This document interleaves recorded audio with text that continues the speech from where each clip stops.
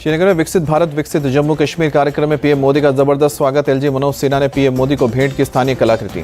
PM Modi को जम्मू कश्मीर की दी गई 6,400 करोड़ रुपए की सौगात, 53 परियोजनाओं का उद्घाटन और शिलान्यास। पीएम मोदी ने युवाओं को दिए नौकरी के नियुक्ति पत्र, पुलिस के शहीद जवानों के परिजनों को सौंपे ज्वाइनिंग लेटर। पीएम मोदी ने जम्मू कश्मीर के युवाओं से किया सीधा संवाद, सरकारी योजनाओं के लाभार्थियों से बातचीत की। श्रीनगर में बोले एलजी मनोज सिन्हा, पीएम मोदी के नेतृत्व में जम्मू कश्मीर का हो रहा है तेज विकास, आज शांति के साथ विकास के रास्ते पर कश्मीर। श्रीनगर में पीएम मोदी ने प्रदर्शनी का जायजा लिया। विकसित भारत विकसित जम्मू कश्मीर कार्यक्रम में शामिल होने से पहले देखी प्रदर्शनी। श्रीनगर पहुंचे पीएम मोदी की पोस्ट शंकराचार्य हिल की तस्वीर के शेयर के लिखा, भव्य शंकराचार्य हिल को दूर से देखने का मिला मौका। अनंतनाग के युवा सिंगर इमरान अजीज ने पीएम मोदी के लिए कंपोज किया गाना, कहा कि मैं पीएम मोदी का बड़ा फैन, एक हफ्ते में कंप्लीट किया गीत। रामेश्वरम कैफे ब्लास्ट के मामले की जांच कर रही एनआईए को मिली अहम सुराग। कैफे में बम प्लांट करने के लिए बस में आया था संदिग्ध। बम प्लांट करने के बाद पास के मस्जिद में जुमे की नमाज भी पढ़ी थी। संदिग्ध ने अलग अलग बसों में यात्रा भी की थी। बुधवार को बेलारी के बस स्टैंड पर देखा गया। बस स्टैंड के सीसीटीवी फुटेज को खंगालने में जुटी एनआईए की टीम। बेंगलुरु ब्लास्ट के आरोपी की नई तस्वीर आई सामने, बस में बैठा दिखा आरोपी। एनआईए ने 10 लाख रुपए का इनाम घोषित किया है। यूपी में एसआईटी ने मदरसों की जांच रिपोर्ट सरकार को सौंपी। 13,000 अवैध मदरसों को बंद करने की सिफारिश की गई है। नेपाल बॉर्डर पर 80 मदरसों को मिली है 100 करोड़ की विदेशी फंडिंग। मदरसों को खाड़ी देशों से फंडिंग को लखनऊ के मौलाना सूफियान ने बताया गलत, कहा कि मदरसों स्कूलों में विदेशों से फंडिंग कर रोक का कानून बनाए, सिर्फ मदरसों को बदनाम करना ठीक नहीं। दिल्ली की राउज एवेन्यू कोर्ट में केजरीवाल को भेजा पेशी का समन। 16 मार्च को पेश होने का आदेश, ईडी की अर्जी पर जारी किया समन। दिल्ली सीएम केजरीवाल ने कैबिनेट की बुलाई इमरजेंसी मीटिंग, बिजली सप्लाई पर सब्सिडी पर चर्चा और फैसले की उम्मीद। सौंदर्यशाली के आरोपी शाहजहां शेख से आज भी पूछताछ। ईडी की टीम पर हमला मामले में सीबीआई को बुधवार मिली कस्टडी। कानपुर में एसपी विधायक इरफान सोलंकी और उनके भाई रिजवान सोलंकी के घर पर ईडी की रेड, पिछले 1 साल से जेल में है दोनों। कानपुर में इरफान सोलंकी के करीबी बिल्डर हाजी वसी के ठिकानों पर भी रेड की गई। 2022 में कानपुर आगजनी केस में भी आया था नाम। चुनावी बॉन्ड केस में भी सुप्रीम कोर्ट में एडीआर की अवमानना याचिका। प्रशांत भूषण ने एसबीआई की अर्जी के साथ लिस्टिंग की मांग की। भुवनेश्वर में बीजेपी में शामिल हुए नालको के पूर्व सीएमडी तपन चंद बोले, प्रधानमंत्री नरेंद्र मोदी की विचारधारा से प्रेरित होकर बीजेपी में शामिल हुआ। आंध्र प्रदेश में बीजेपी की टीडीपी जनसेना से गठबंधन पर मीटिंग। अमित शाह और जेपी नड्डा से मिलेंगे चंद्रबाबू नायडू और पवन कल्याण। चेन्नई में डीएमके हेडक्वार्टर पहुंचे सांसद टीआर बालू। श्री पेरुमदुर लोकसभा सीट से मांगा है टिकट, चुनाव लड़ने के लिए दिया है आवेदन। गुवाहाटी के असम में सीएम शर्मा का दावा, नॉर्थ ईस्ट की 25 सीटों में 23 पर एनडीए की होगी जीत। एनडीए के लिए यहां का लोकसभा चुनाव बहुत ही आसान। नरेंद्र मोदी के परिवार के जवाब में आरजेडी ने पटना में लगाया पोस्टर। तेजस्वी की तस्वीर के साथ लिखा, मैं देश की संपत्ति बेचने वालों का परिवार नहीं। प्रशांत किशोर ने नीतीश कुमार पर भी एक और भविष्यवाणी की, कहा कि 2025 के विधानसभा चुनाव में वो अकेले लड़ें या फिर एनडीए के साथ, जेडीयू को 20 सीटें भी नहीं मिलेंगी। त्रिपुरा की मानिक सरकार में शामिल हुई टिपरा मौथा पार्टी। 2 विधायक अनिमेश देववर्मा और वृषकेतु देववर्मा ने ली है मंत्री पद की शपथ। त्रिपुरा और केंद्र सरकार के साथ टिपरा मोथा का समझौता। टिपरा मोथा ने बीजेपी को दिया है समर्थन। पहली बार विधानसभा चुनाव लड़कर जीते थे 13 विधायक। दिल्ली में आज कांग्रेस केंद्रीय चुनाव समिति की होगी बैठक। लोकसभा चुनाव के उम्मीदवारों के नामों को अंतिम रूप देने के लिए मंथन। कांग्रेस के सेंट्रल इलेक्शन पैनल की बैठक में आज कर्नाटक के उम्मीदवारों पर लग सकती मोहर। अंतिम मोहर पार्टी नेतृत्व की अपील के बावजूद कई मंत्रियों का चुनाव लड़ने से किनारा। महाराष्ट्र में एमबीएस सीट शेयरिंग पर बोले संजय राउत, नाराज नहीं है वंचित अघाड़ी नेता प्रकाश आंबेडकर, जल्दी ही सीटों पर हो जाएगा फैसला। गोविंद वल्लभ पंत की पुण्यतिथि पर लखनऊ में सीएम योगी ने दी श्रद्धांजलि। प्रतिमा पर डिप्टी सीएम केशव प्रसाद मौर्य और ब्रजेश पाठक समेत कई नेताओं ने चढ़ाए फूल। देहरादून में सीएम धामी ने नवनियुक्त ग्राम विधायक विकास अधिकारियों को बांटे नियुक्ति पत्र। ग्राम विकास अधिकारियों के साथ फोटो भी खिंचवाई।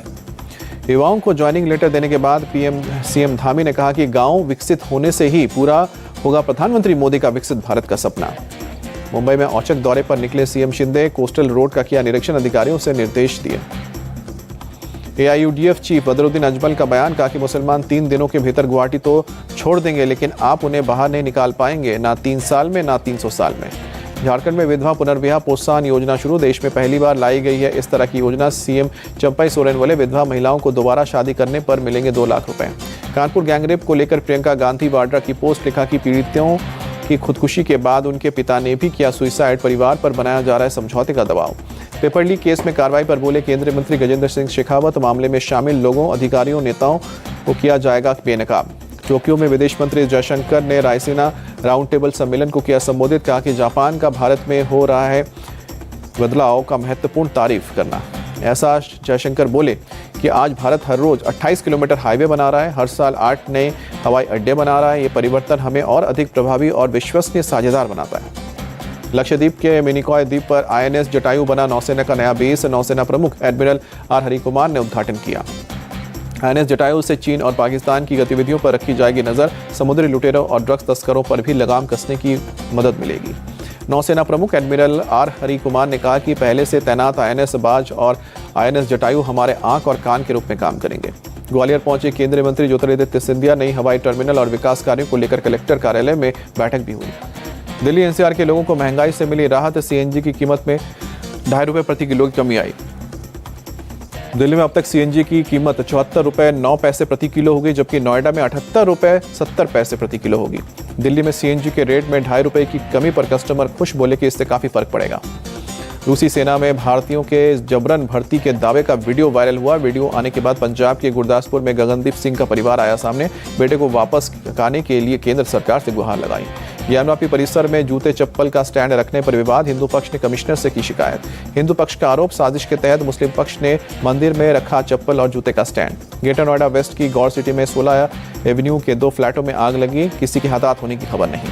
मुंबई के पास ठाणे में एक कबाड़ खाने में लगी भीषण आग। आसपास के दुकानें भी चपेट में आई। फायर ब्रिगेड की 13 गाड़ियां मौके पर पहुंची। आग बुझाने में काफी मशक्कत लगी।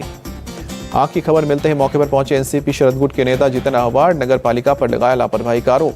पंचकुला में एक रिटायर्ड कर्नल के घर में घुसकर बदमाशों ने धारदार हथियार से हमला किया। कर्नल की पत्नी की अस्पताल में मौत हुई।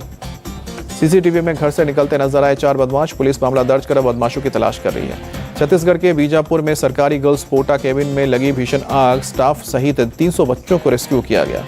स्थानीय लोगों की मदद से फायर ब्रिगेड की टीम ने आग पर काबू पाया। फिलहाल एक बच्ची लापता। केरल के एर्नाकुलम में निर्माण कार्य के दौरान गिरा मलबा। हादसे में 3 मजदूरों की मौत। घटना की जांच। भारतीय नौसेना के नाविक साहिल वर्मा का अब तक कोई सुराग नहीं। परिजनों ने जम्मू में निकाला पैदल मार्च। CBI जांच की मांग की। साहिल के परिजनों ने LG मनोज सिन्हा से गुहार लगाई कि उनके बच्चे के बारे में सही जानकारी दी जाए। गुस्साए लोगों ने बंद भी किया। महाराष्ट्र के मालेगांव में एक घर में घुसा तेंदुआ। घर में मौजूद बच्चे ने बड़ी चतुराई से दरवाजा बंद किया। शिमला से जुब्बरहट्टी हवाई अड्डे तक टेम्पो ट्रैवलर शटल सेवा शुरू। हिमाचल प्रदेश के उप मुख्यमंत्री मुकेश अग्निहोत्री ने हरी झंडी दिखाई। MP के भोपाल में बोले CM मोहन यादव। कहा कि गुड़ी पड़वा से नववर्ष की शुरुआत होती है। ये पूरा वर्ष गौवंश रक्षा वर्ष के रूप में मनाया जाएगा। देश भर में कल मनाई जाएगी महाशिवरात्रि। यूपी के मुरादाबाद में महाशिवरात्रि से पहले से ही सुरक्षा व्यवस्था कड़ी। हरिद्वार में बड़ी संख्या में पहुंचे कांवड़िए। महाशिवरात्रि के त्योहार के मौके पर कड़ी भरी कांवड़ और सुरक्षा के बीच पुख्ता इंतजाम। अमेरिका में गाजा में 6 हफ्ते की युद्ध विराम का नया प्रस्ताव लाने की तैयारी हो रही है। संयुक्त राष्ट्र में अमेरिकी एम्बेसडर लिंडा थॉमस ने जानकारी दी। इजरायली बॉर्डर से गाजा पर हमला लगातार जारी। इजरायली सेना लगातार सीमा के पास गोली दाग रहे हैं। इजरायली हमले में अब तक गाजा में 30,000 से ज्यादा लोगों की मौत और 72,000 लोगों के घायल होने की खबर। लेबनान से हिजबुल्लाह ने उत्तरी इजराइल पर दागे रॉकेट। इजरायली आयरन डोम एयर डिफेंस सिस्टम ने कई रॉकेट को आसमान में तबाह किया। इजराइल की सेना ने किरियात सोमाना में भी हिजबुल्लाह के रॉकेट अटैक का वीडियो जारी किया। आसमान में तेज रोशनी के साथ ब्लास्ट होते दिखे रॉकेट। उत्तरी इजराइल के किबुत्ज केफर बम में मकानों के बीच गिरा एक रॉकेट। हिजबुल्लाह ने रिहायशी इलाके को टारगेट किया। हिजबुल्लाह का रॉकेट बिना ब्लास्ट के जमीन में धंसा। इजरायली फोर्सेस ने डिफ्यूज किया। उत्तरी गाजा में खाने के सामान की किल्लत। सड़क के किनारे लोग खाना पकाने को मजबूर। राहत कर्मियों के मुताबिक किसी तरह की अंतर्राष्ट्रीय मदद की नहीं मिल रही है। हमें आस खाने की कमी की वजह से बच्चे भूखमरी के शिकार। संयुक्त राष्ट्र के वर्ल्ड फूड प्रोग्राम का दावा गाजा के लोगों के लिए भरपूर खाना है, लेकिन इजराइल की पाबंदी की वजह से खाना नहीं पहुंच पा रहा है। उत्तरी गाजा के जबालिया में खाने के सामान किए जा रहे हैं air drop. Jordan, America, UAE और मिस्र सहित कई देशों ने विमान के जरिए पैकेट गिराए। हुती विद्रोहियों ने अदन की खाड़ी में अमेरिकी जहाज पर हमले की पुष्टि की। हुती के प्रवक्ता के मुताबिक उनके सटीक हमले में 2 क्रू मेंबर्स की मौत हुई है। उत्तर कोरिया के प्रमुख किम जोंग उन ने सेना के साथ अभ्यास का जायजा लिया। कहा कि अमेरिका और दक्षिण कोरिया से जंग जीतने और लड़ने के लिए तैयार है उनकी सेना। यूक्रेन के राष्ट्रपति जेलेंस्की ग्रीस के पीएम के साथ पहुंचे ओडेसा। रूसी ड्रोन हमले में मारे गए 11 नागरिकों को श्रद्धांजलि दी। जेलेंस्की ने रूस को बताया ग्लोबल खतरा। कहा कि रूसी सेना इस बात का परवाह नहीं करती कि आखिरकार उनके हमलों में किसकी जान जा रही है। इंटरनेशनल एटॉमिक एनर्जी एजेंसी के प्रमुख की रूसी राष्ट्रपति पुतिन से मुलाकात। यूक्रेन के न्यूक्लियर प्लांट की सुरक्षा को लेकर चिंता व्यक्त की। अमेरिकी राष्ट्रपति के चुनाव में डोनाल्ड ट्रंप होंगे रिपब्लिकन उम्मीदवार। भारतीय मूल की निक्की हेली ने अपनी दावेदारी वापस ली। निक्की हेली ने सुपर ट्यूसडे में 15 राज्यों की पार्टी प्राइमरी में हार के बाद अपना प्रचार रोका। कहा कि मेरे प्रचार रोकने का सही समय आ गया है। निक्की हेली कर सकती हैं ट्रंप का समर्थन। उन्होंने कहा कि उन चीज़ों के लिए मैं अपनी आवाज़ उठाती रहूंगी जिन पर मैं विश्वास करती हूँ। वार्सा में पोलैंड के संसद के बाहर जमा हुए किसानों यूरोपियन यूनियन की नीतियों और यूक्रेन के अनाज की आयात को लेकर प्रदर्शन किया। पुलिस और प्रदर्शनकारियों के बीच हुई झड़प। पुलिस ने कई प्रदर्शनकारियों को हिरासत में लिया। French badminton open pre quarter final में पहुंची पीवी सिंधु शानदार वापसी की।